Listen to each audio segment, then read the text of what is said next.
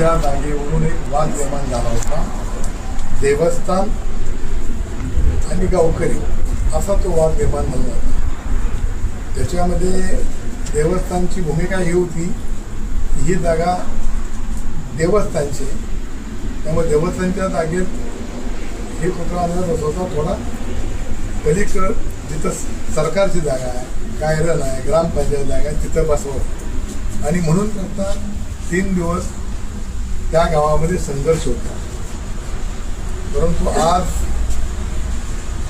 आमच्या जिल्ह्याचे पालकमंत्री दयाभाऊ गोरे साहेब, या विभागाचे IG फुलारे साहेब, नूतन इथले जिल्हाधिकारी म्हणून आलेले कार्तिकी साहेब आणि आपल्या जिल्ह्याचे SK साहेब सन्माननीय कुलकर्णी साहेब यांच्या समेत मराठा समाजाच्या काही गावातल्या ग्रामस्थांची बैठक झाली.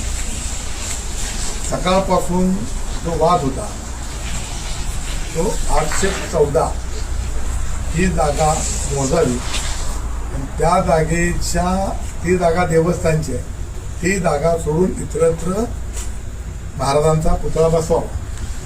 आणि मराठा समाजाची मागणी होती की तुम्ही सक्षम अधिकाऱ्याकडनं ती जागा मोजा आणि ती जागा मोजल्यानंतर जर शिवाजी महाराजांचा पुतळा त्याच्यामध्ये आला तर दुसऱ्या ठिकाणी आम्ही हलवायला तयार आहोत. त्याप्रमाणे आज शासनाच्या वरिष्ठ भूमी अभिलेखांच्या अधिकाऱ्यांनी ती जागा मोजली.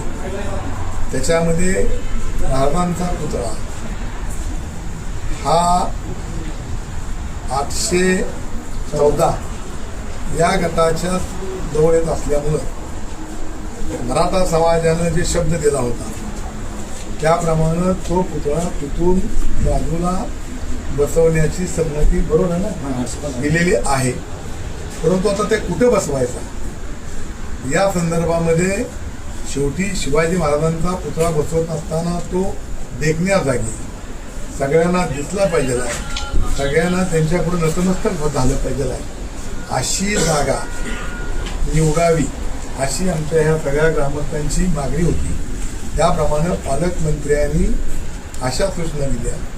उद्या जिल्हाधिकारी साहेब, जिल्ह्याचे SP साहेब आणि मी स्वतः यांच्याबरोबर जाणार आम्ही तिथं आणि गावकऱ्यांच्या संमतीनं, मग ती शासनाची जागा असो, वेगवेगळ्या विभागाची जागा असो, जी जागा गावकऱ्यांना आणि SPंना आणि कलेक्टर साहेबांना मान्य होईल, बरोबर ना, बरोबर, त्या ठिकाणी हा पुतळा बसवायचा आहे.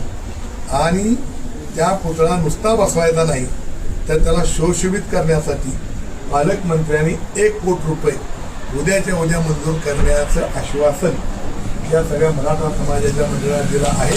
त्याबद्दल मी त्याचं स्वागत करतो आणि मराठा समाजाच्या माझ्या सगळ्या कार्यकर्त्यांचं मी अभिनंदन करतो की तिने ह्यातून मार्ग काढला. त्याबद्दल धन्यवाद.